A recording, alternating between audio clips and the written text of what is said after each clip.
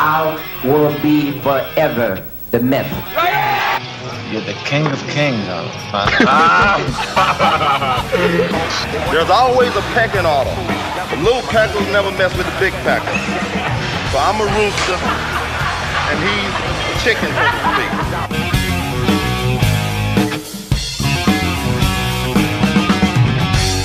All right, welcome back to the Bodybuilding Legends podcast. We have a very special show this week. We have three guests. Our first guest is Ed Connors, one of the owners of Gold's Gym. Ed is back on the show again, so we can talk to some of the house guests that he helped.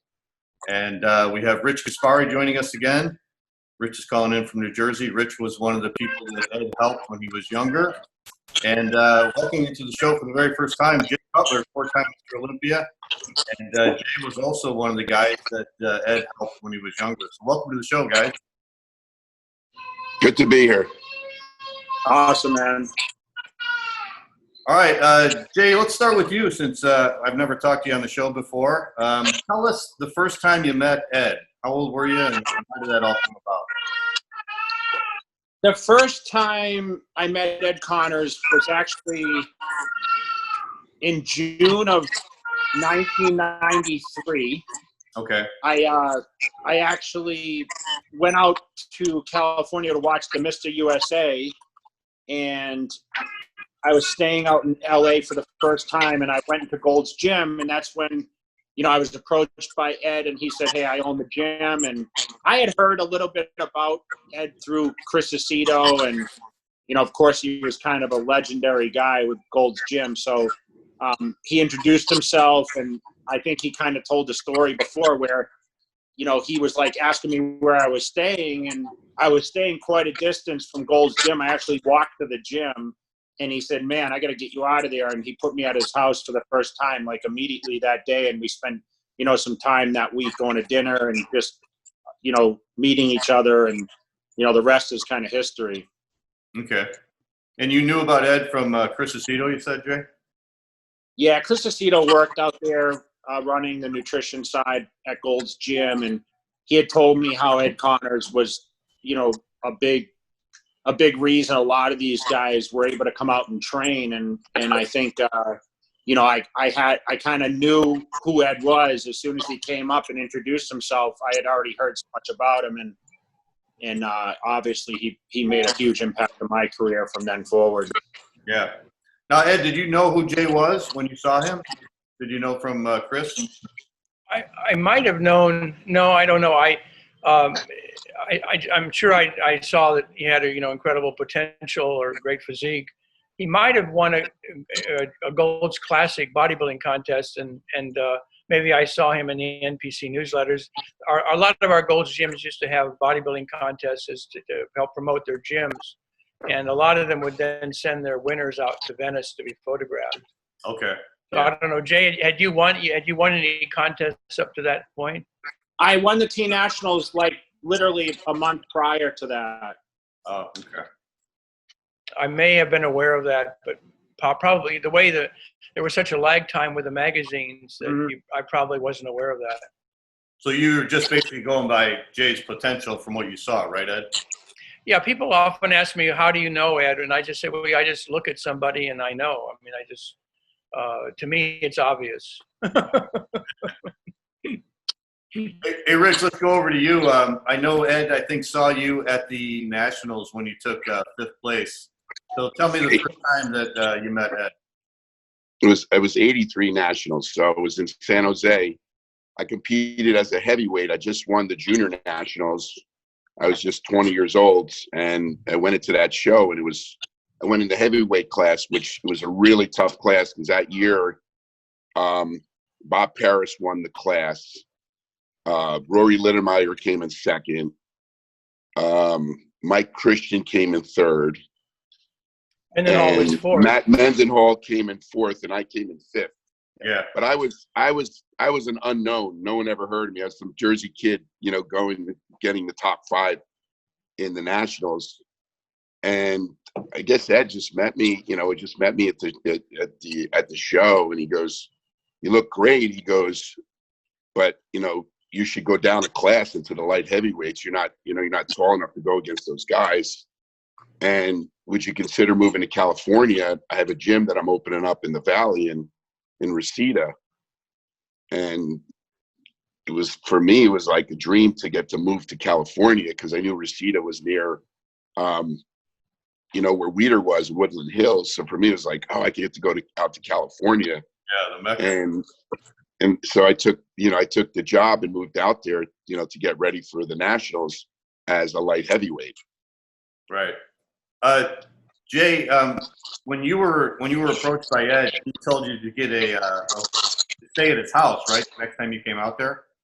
Yeah, you know, he put me up at his house, his beach house, and it was amazing. Like, you know, for a kid coming from Massachusetts, you know, I came from a super small town. I grew up kind of in a farming community. Like, to be staying at a house on the ocean in Venice Beach, which my dream was to go to California. Remember, I kind of showed up in California on a technicality. Like, they had a misprint in the Boston Globe newspaper for round trip tickets for $99 at the time. And I had no money. I was working at a golf course doing maintenance at the time. And I just competed at the team nationals. And Chris Aceto was going out because he was helping Michael Francois for that USA that year, which was really stacked up. I mean, Chris Cormier ended up winning, but so I went there kind of like with empty pockets, and that's why I was staying at such a terrible hotel. I think it was way on Lincoln near the 10 freeway. And I mean, I remember walking to Gold's, and it took me like over an hour to walk to Gold's gym. Wow. And remember, it wasn't really transportation then. Like, I mean, you could have taken a taxi, but I wouldn't even spend the money on a taxi. That's how budgeted this trip was. So when Ed offered his house to us at no cost, it was like amazing to us. Plus, you know, we got to look out right on Venice Boardwalk, and, you know, that house, I know, Ed, that house was worth a lot of money when you sold it, and it's worth a lot more now. But it was a great experience, and it was very welcoming for him to do that for us.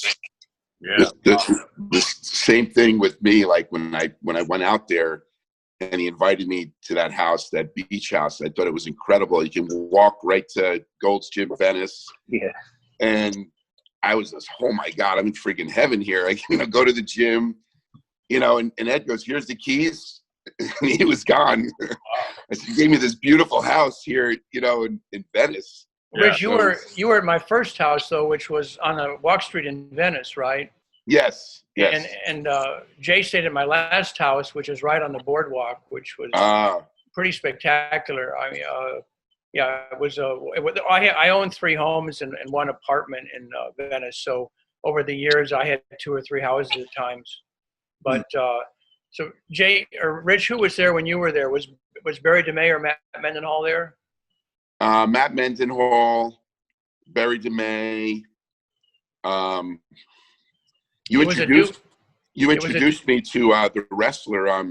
Jim Hellwig, El Warrior. Yeah. You go, here's a guy who's trying to be a bodybuilder, the Ultimate Warrior. And John, I don't know. Rich ended up working at the gym in Reseda, which was the manager there was Steve Borden. He's the one that became Sting. Okay. The wrestler Sting, and he tag teamed with Jim Hellwig, who became the Ultimate Warrior. Oh, okay. I actually bought them their first makeup kits at a costume store, which was just down the street from the motel that Jay stayed at. And of course now it's that street's got some expensive motels on it, but the costume store is still there. But a lot of people don't realize that Hellwig and Sting were tag team partners, and they each had makeup, which they took each their separate ways when they split up. Yeah. So Rick, let me go back to you. When you stayed at this house and you stayed with you said Barry DeMay and Matt Mendenhall, how did that work out? You guys all had separate bedrooms, and then I mean they weren't there. They weren't there at the same time when I was in the house. I was alone in the house. Oh, okay. But they were there. I mean, I think Matt was already living in California. Yeah, that makes sense. Not Mendenhall. Right. My first house was a duplex, Rich, and I don't know if I owned both sides or when you were there, or did you stay on one side that I was in? Yes, because you were on the other side. You gave me the Oh. keys, so I think it was a duplex. So Yeah, okay. I when I bought it, I only bought half the duplex, and then over time I bought the other side. So a lot of my house guests would stay there. And back in those days, I was still working full time as an architect. I didn't quit. I didn't quit working as an architect until '85. So I wouldn't see a lot of my house guests, of course, during the day. Okay. But they would entertain each other. And Jay, who do you remember at my house during the times you were there? Well, you know, you had Louis living in the basement. Remember, you just built the bottom apartment in that house at the time. But, you know, Mike Matarazzo came through when I was there. Right.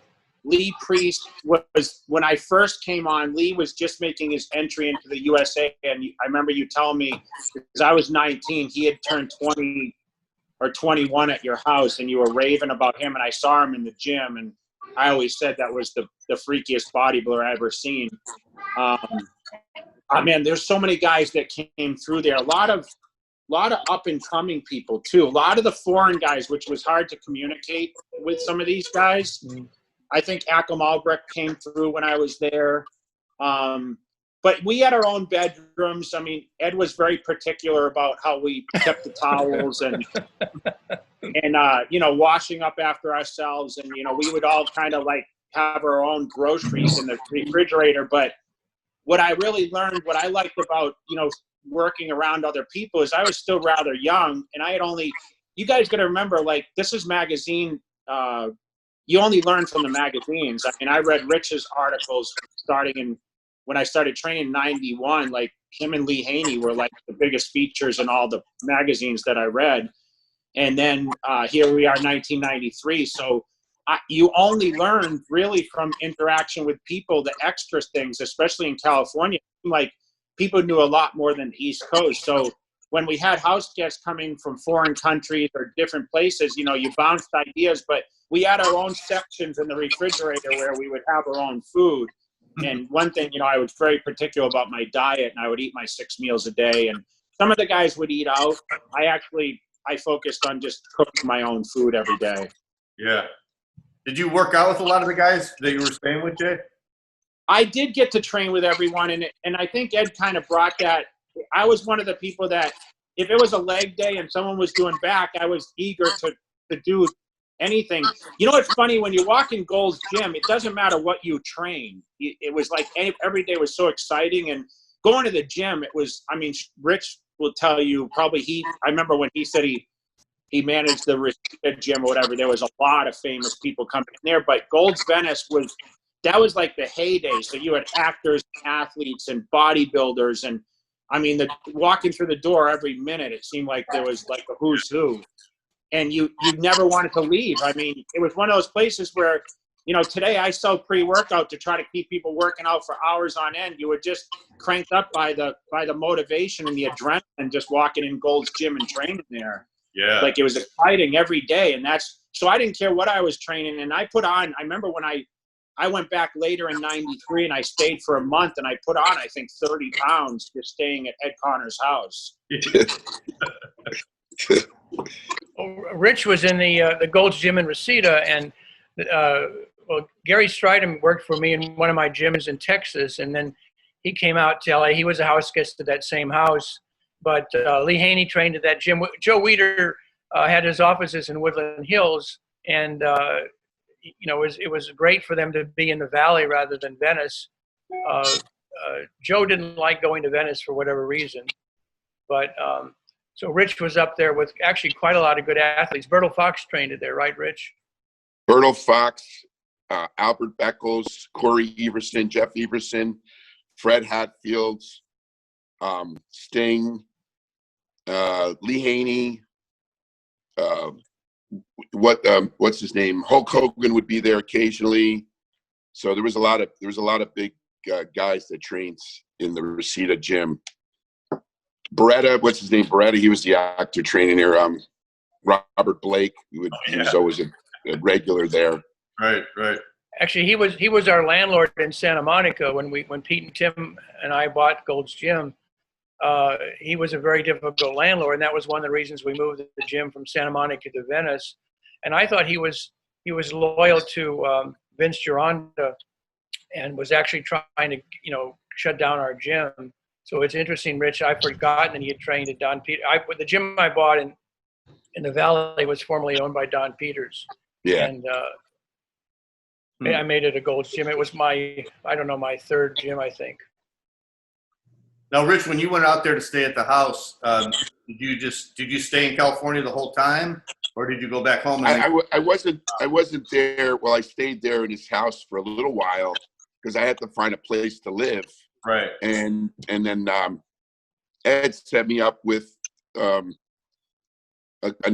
guy who was going to manage the gym named Dave Zachary, who also he managed the gym. I'm still friends with him today, but he was my roommate, so we got a place together, and I lived in Tarzana. So eventually from his house, I went to Tarzana.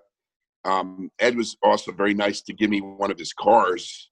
It was a small car. He gave me a little car. I forgot what kind of car that was, Ed, but you gave me a I've had car so many I around. can't remember.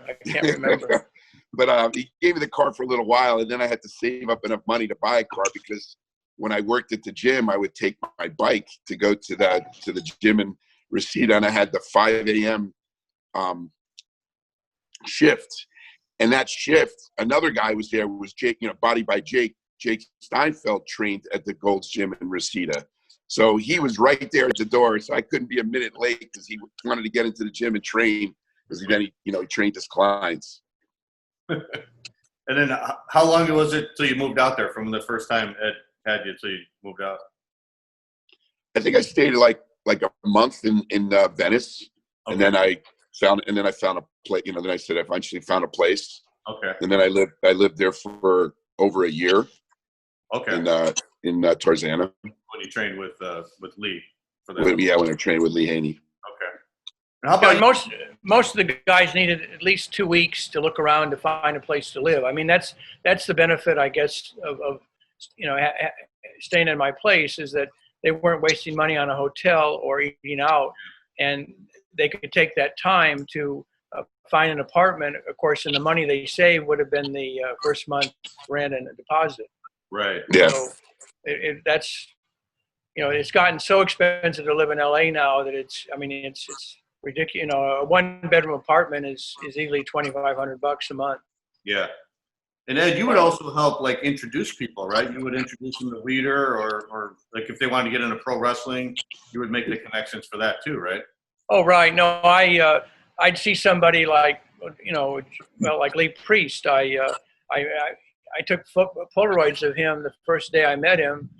I FedExed him to Joe Weider, and on 2 days later we were having lunch with Joe, and Joe offered him a contract. But things are a little slow out at Weiderland, and it took 5 months. So Lee stayed with me for his first 5 months in America, and there were 2 other guys at the house. Louis was at the house then, and another a football player that from one of my high schools near one of my gyms in East LA. Jay, when you first came out, didn't Ed introduce you to Weider also?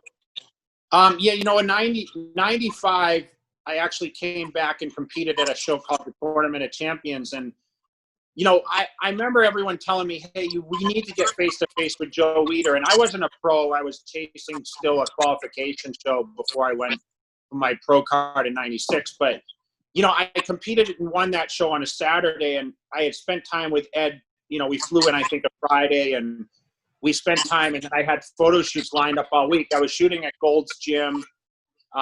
He helped me line me up with more photography. And then, it was a big deal. They were trying to get Joe Weider to make time to see me. And by the time the end of the week rolled around, almost a week after the show, I finally got that face-to-face meeting. And pretty much it was the story that you hear all the time. I walked in Joe's office, and he literally said, I want to sign you to a contract. And a lot of that was Ed, calling him and saying, hey, I have this guy. He has a lot of potential. He's not a pro, but he has a ton of potential. And next thing you know, Joe offered me a deal. And that was because of my relationship with Ed. And you turned out. Joe would often ask me how I knew somebody was going to turn pro. Like I took him Dennis Newman or Mike Francois or he wouldn't believe me a lot of the times, and then he lost getting them at a lower price. But yeah, I mean, I said, Joe, if you'd come down to Venice, you'd see. It's obvious. Yeah. Yeah, I remember those pictures from that Tournament of Champions, Jay, because I think I saw it in Ironman maybe, and I remember you had your arms held up when you won the overall trophy, and I was like, who the hell is this guy? I saw the legs. The legs were unbelievable. Yeah, I had just turned 22 there, and I remember talking with Ed. And the funny thing I want to say about Ed is, like, Rich moved out there. He ended up working in the gyms, and I think that atmosphere was ideal for him. But Ed never pushed me to really move out to California to Venice. I think he saw my lifestyle as a little different. Mm-hmm. And I eventually moved out to Orange County later in my career, but he never pushed me, hey, I think this is the place for you. And I think, me popping in and out, but I know we talked about, hey, what would potentially be a great show for me that I would get notoriety, because if I competed in the East Coast, we weren't covered in the magazines back then. So I had to go to where the magazines were. And I'm sure that's why Rich went from Jersey out there, because the publicity was much greater. And I think maybe he was looking to learn some things or motivation. But for me, I was pretty self-motivated. And I know that was kind of a hotbed in California in those early 90s. I think it was the end of the era. I think Rich lived in the ideal era of bodybuilding. And just by listening to what he says on this, it helps me recall reading the magazines coming up as a kid. And I'm a little jealous, to be honest. I didn't see a lot of these bodybuilding stars and see these wrestlers come about. There was probably so much more knowledge thrown around, because by the time I landed in Venice and I got to train there on and off, people were a little standoffish, to be honest. People, other than the people staying at Ed's house, people weren't welcoming to say, hey, what are you doing? How can I help you? And I remember that was one of the things that I said, if I ever become someone in the business, I want to be welcoming to people, and because I know how it is coming in and having a dream and a vision, but really not sure how to get there. So I appreciate that Ed never pushed that, but at the same time, I knew that the publicity was in California, and it was that way. I don't think necessarily today.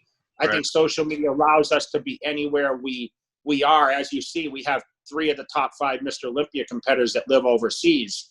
So it's all swung in a different direction, but man, that Gold's Gym Venice, it was something else back in those heydays. John, I'm a big to talk about what Jay just said. I'm a big believer that you need to love where you live.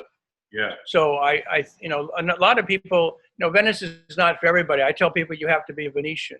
I remember Eddie Robinson was a house guest at 19, and he's a Floridian. He likes the hot, humid weather, likes to fish.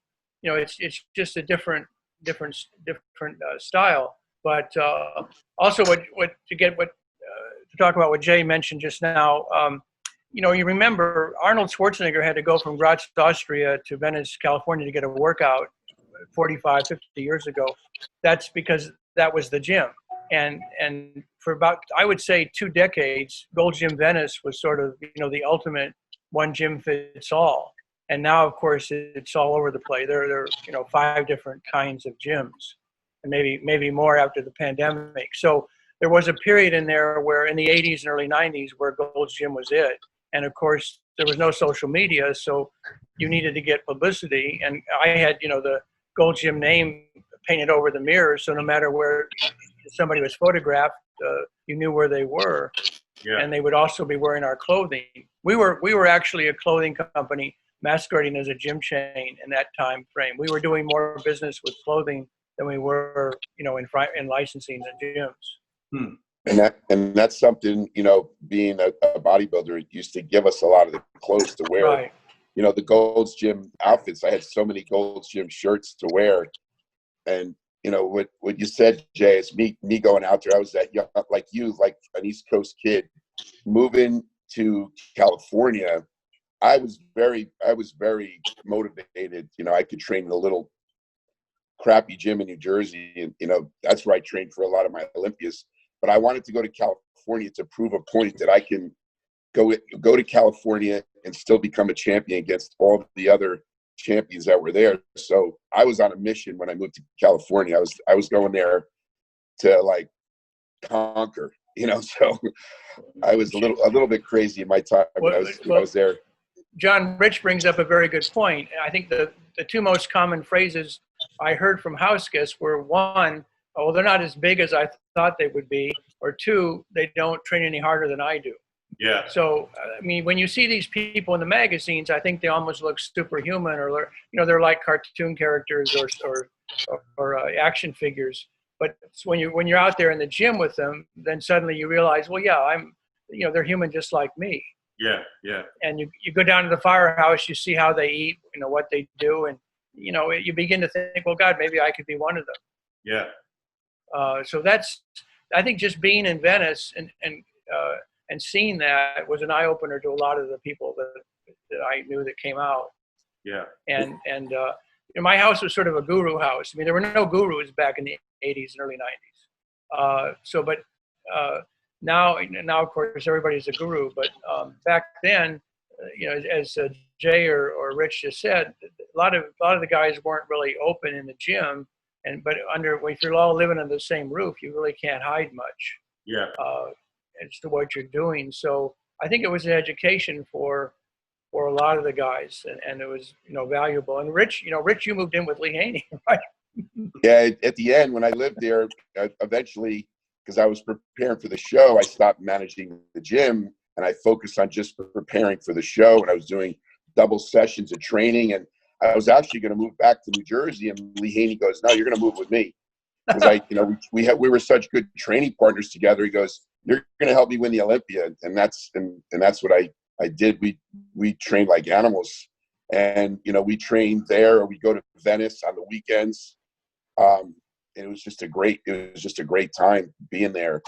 I made other friends. Like, you know, I was a kid. I was like Jay's age. I just from 19, I just turned 20. I met guys like Dennis Tenorino, who back then was like he was just retired, but he was a guy, because he was like an East Coast guy.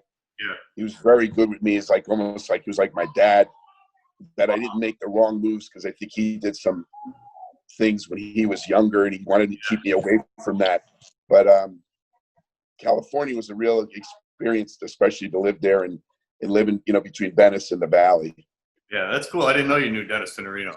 I always liked Dennis. I heard he was a great guy. He was the nicest guy, you know, very nice, very, you know, hey, I need you to take you here, I'm going to take you there. I mean, he was a spiritual guy, because he went through a lot of things that he did that were not really that nice, you know, when he was younger.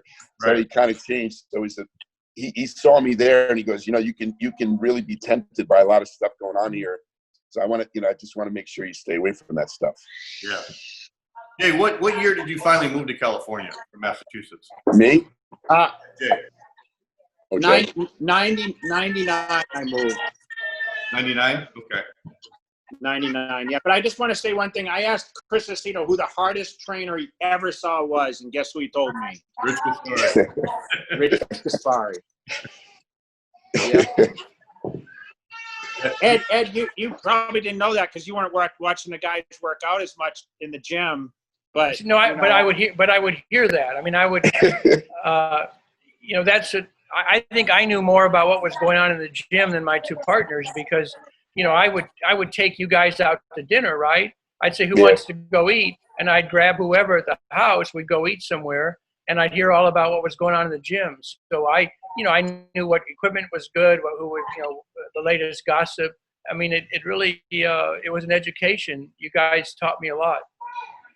Hey, Rich, Ed wanted me to ask you how you liked doing the managing job at the gym when you were a manager. I mean, I was more focused in competing, so I wasn't the best of managers, because you know, well, Ed's here now listening. But you know, I would train on my shift, and then the guy Dave, who was my head manager, goes, "You can't train while you're there," and so I was there for a purpose to, you know, compete and win the nationals. and then win the Mr. Universe. So I mean, I started, like I said, okay, I'll train after. But then with Lee Haney, I was doing these double sessions that I said, well, I got to work. He goes, well, you can't work no more. We're training for the show. So I had a couple people that I trained. I actually did pretty well personal training in the Valley, and I was a hustler. So I made money, and I made enough money doing the personal training to get by and buy my food and not have to work, 10 hours a day at the gym. So I continually lived there.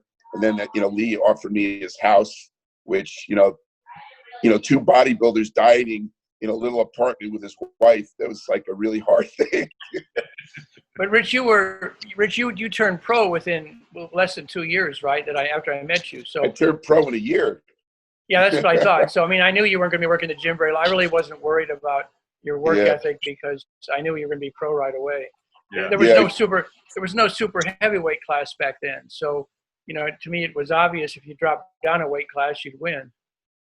Yeah. So now, when I dropped down to that light heavyweight, I was able to win the nationals and then win the universe. Back then, you had to win the universe to turn pro. Yeah. Yeah. When Ed suggested that to you, Rich, did you think that was a good idea, or did you want to stay as a heavyweight? Oh, I won the junior nationals as a heavyweight, but then when I stood on stage at the nationals and going against, like I said, Rory Littmeyer, Mike Christian, I mean, they were so much taller and bigger than me. I went into the show at around 205. Yeah. Those guys were 230, 225. So they were much heavier than me. And I just had to go down to 198. I did diet a little bit to get more, to get ripped. I was 188 for the nationals and 192 for the universe. Because I was afraid I wasn't going to make weight, but I went beyond losing weight to make weight. Yeah. But he said, it's going to be a lot tougher for you to win because you're a shorter guy, and you got a better chance. John, being an architect. John, being an architect, I focus a lot on measurements, and Rich, you're 5'8", right? Yeah. And it's just you just can't compete against guys who are 5'11" or 6 feet on stage. He made the right decision because then I won as a light heavy. Yeah. And then a year later, I competed, 215, 220, what my weights were. Right. As a pro. Hey, Jay, when you were going back and forth from Venice to Massachusetts, did you learn more and more each time you went out to California? Did you see what you're going to have to compete against and what you're going to have to do in order to turn pro? Yeah, you know what? It's really hard for people watching this to comprehend unless they were in that era. But we have social media, so like you talk about, when I remember the Olympia would take place, and we wouldn't know for 2 months. I mean, I would be like, did anyone know who won the? When are they going to come out with the results? It was the magazine. The magazine would they wouldn't come out until the magazine. So for me, it was just. I went back and forth, and I would get insight on who's up and coming, who's doing the nationals, who's always there's this guy that popped in, and I stayed in touch with the photographers like Irv Gell. And he would kind of give me insight on who was up and coming, and of course Ed also. We would talk, but you always learn as you progress. And what I knew is I never wanted to live in Venice. I'll be honest. I never wanted to live in Venice Beach. Okay. And if you ask me why, I felt like it was everyone was looking for stardom there. You know what I mean? Yeah. So you did want to move to California, though, right there? I did want to move because I felt like it was a better it would be a better relationship with Joe Leader and myself. But listen, I loved Massachusetts, and I had my way I did things, and and I was kind of, I'm kind of a creature of habit. But I realized the time when I moved in '99, my career went through the roof. I mean, it really made a big difference for me, having facilities to train at that were better, a more positive thing. It was more accustomed with the warm weather. I could train all year. I wasn't trudging through the snow to go to the gym. Yeah. And you do learn more, and the publicity does help. I mean, I was able Jay, to all year. Jay, weren't you meeting people in the gym? You were guest posing, 45 plus weekends a year, and a lot of those came from just interaction in Gold's Gym Venice, right? Well, Ed always told me don't come to Gold's in a sweatshirt. He always used to tell me to wear a tank top and wear shorts. Don't wear a snowsuit. So I learned that you are always a walking business, and that's one thing. Meeting people, yes, it helped tremendously with my work. John, I used to tell the guys this isn't poetry reading. People want to see muscle, and you go to these trade shows and you see these guys all covered up and showing no personality. It's ridiculous, Right. Yeah. Jay, when you were out there in that house, tell me a little bit more about what it was like to live with these guys. I think that's pretty interesting. You guys are out there, 4 of you all live in a house. You're training together. You're all bodybuilders. You're all competing. A lot of the times, listen, we weren't competing in the same show. It wasn't like Rich's situation where, he wasn't even competing against Lee Haynes then when he lived with him, right? No. We were all striving to get somewhere. And I think, it was a lot of camaraderie because we were kind of forced to, but I was never a college dorm guy. So living with a bunch of guys sometimes, coming down and waiting for someone to cook their chicken and I had to get in. And then, we went to the gym sometimes and trained together. And I think the same thing, Ed, I had a bicycle I used to ride to the gym. And I remember Ed telling me one day, you can't leave that bike outside like that. And it was behind gates and everything. I said, I grew up in a place, we left our keys in the cars. No one stole anything. And the next morning I came out and the bike was gone. And I felt so terrible because Ed told me someone's going to steal that bike. And I'm like, there's no way they're going to climb over 3 walls to get it. And they stole it. I lost 6 bikes in 28 years living in Venice. Yeah, because he lived right in the alleyway right there. So, like, a lot of the homeless, and back then the homeless wasn't anything like it is now, but they would see the opportunity. They would just, I never imagined they'd steal stuff like that, but they did. But I think the biggest experience was I just got to listen to the stories of the other guys who had met the other athletes and had learned certain things. And I think, like Ed said, it was a guru house. So, like, we learned about stuff we might not know. And that was so early in my career. And I worked, pretty handily with Chris Aceto since I was a kid. So I knew a little bit about nutrition, but I watched guys grow week to week. And I saw all the different training methods that they did. And, back then, it wasn't like it is today. They have all these different training theories. And, I just went to the gym and trained my ass off. That was how it worked for me. And my workouts were 2 hours. I didn't spend 30, 40 minutes like I do today working out, or even when I was winning Mr. Olympia. My workouts were 40 minutes. I thought you had to train for 2 or 3 hours. So definitely my workouts were a lot lengthier then. Yeah. For sure. Yeah. Hey, Ed, Jay and Rich, the whole world of nutrition and supplements was very primitive back then, right? It was not like now. There was no internet. So, the internet's been a big disappointment in terms of, all the hate and misinformation and negativity. But it was hard to, really hard to know a lot about nutrition, right? In that era. It definitely was a lot harder. I don't know if, like, Jay is 10 years later, but for me, I was an avid book reader. I went to college. I took nutrition. I learned from other bodybuilders, like, how to diet for a competition. And I just experimented on my own. But, yeah, there was no internet to try to learn how to, carb deplete and carb load and, what kind of macronutrients you should eat. But I was very intrigued with that. And that, for me, was my advantage because I read a lot about, nutrition because I felt I had to try to be in the best condition than my other, competitors. But it was something that I just had to go out there and learn or talk to other bodybuilders on how to diet. Yeah. Yeah, you make a good point with that, Rich, because, like you said, there was no internet.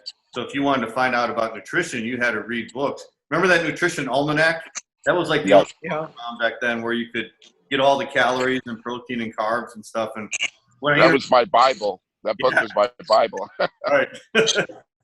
Now, Rich, you weren't doing a lot of cardio back then, were you, Rich? I didn't do any, when I competed as a pro, only at the end I started doing cardio. A lot of it was just through my diet and training. Twice a day training. That's it. Twice a day training, 1 hour, whatever it was. And a lot of posing, but I didn't really do any cardio. And I was known for being the most ripped. And I said, how much cardio do I said, I didn't do any cardio. There were no bikes in the gym when we first bought it. No. Ed, when did Gold start having more cardio equipment in there? Because like you said, the Menser brothers, I used to see them riding bikes on Venice Beach, which I also enjoyed doing. That was my one favorite activity. Right. And of course, some days it rained, so it must have been in the early '80s, probably '82 or '3 or '4, that I just said, why don't we buy some bikes? And we put them, because it's kind of a boring activity, I said, let's put them over the restrooms in the main room or the maintenance shed, so people can look down and see what's going on in the gym. So we probably started with maybe a dozen bikes. And now the average gym has at least 100 pieces of cardio. Oh, yeah. It's probably as much as the weight training now, takes up as much space. My first gym franchise cost, I spent $100,000 on equipment, and nowadays, of course, that would buy 20 treadmills. That's crazy. So, Rich and Jay, what do you have to say about Ed, about what he did for your career, as far as seeing the potential you guys had and giving you the help that he did? I've said it many times. I said if it wasn't for Ed, I don't know if I would have ever been pro, because he gave me that opportunity, to move out to California.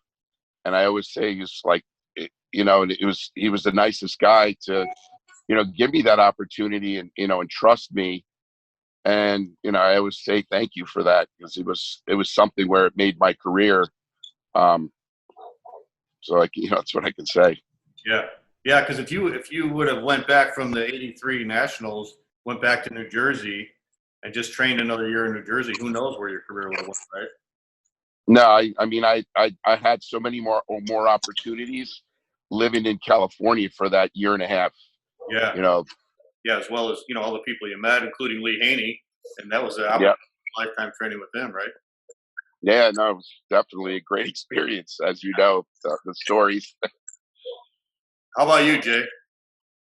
Ed I considered Ed, now looking back, a marketing genius, because he looked at his business, and I think he loved bodybuilding. I don't know if maybe he trained and wanted to be, he kind of lived vicarious through us, but, he knew that bringing us out there and what it would really do for the business, it was huge, right? It was free marketing, and like, he really made the opportunity for a lot of us.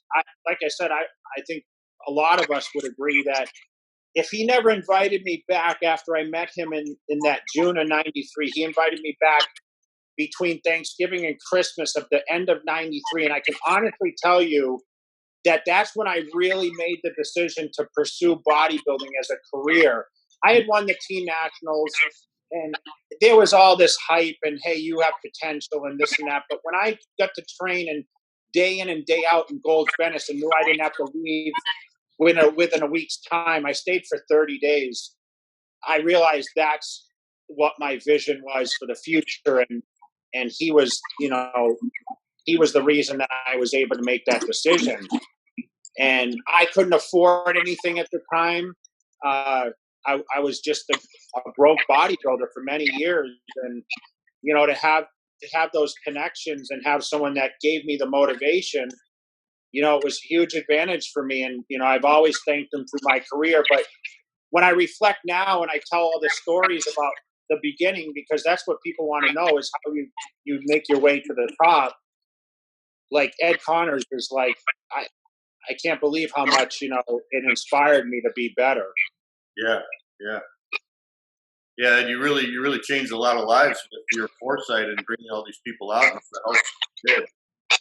I mean, you really changed the scope of bodybuilding. Who knows how many champions we would have had if you wouldn't have stepped in and brought these guys out there. Oh, and they, of course, helped make Gold's Gym the largest gym chain in the world in the Mecca of bodybuilding. So it was mutual. But I enjoyed changing lives, and it was a great experience. Yeah, well, I think Jay made a good point too, or you made a good point, Ed, when you said that when you're only seeing the magazines, you don't see these guys in person, and then having the opportunity, like Rich and Jay did, to go out there and see what it's really like to see these bodybuilders in person. And then I think maybe they both started to believe, hey, I could do this too. These guys aren't training any heavier than me or harder than me, or they're not any bigger than me. I could do this too. I belong right up there. But if they wouldn't have had that opportunity to go out there and live out there for a month or so, they might have never felt that way. Well, John, you make a good point. I think too many people don't dare to dream. Fortunately, more Americans than most other nationalities do. But you've got to, you've got to pursue your dream, and you can always go back, but you don't want to get to age 30 and say, what if? Yeah. Well, I think thanks to you gave these guys a lot of people the opportunity to go out there and to see what was available to them, and they took advantage of it. And then, like I said, it really changed a lot of people's lives. Well, I'm still trying to do it, and I'm hoping I'll get back with Gold's Gym with the new owners. So we'll see what we can do. Yeah. All right. Cool. All right, guys. Well, I want to thank you all for joining me on the Zoom call so we can talk about Ed Connors and his contribution. And I know everybody's so thanks, Rich Gaspari, thank you, Jay Cutler, and again, thanks Ed for joining us on the Bodybuilding podcast. And thanks for everything all you guys have done for the sport. Thank you. Thank you all. All right. Thanks, guys. Thank you. Take care. Bye-bye.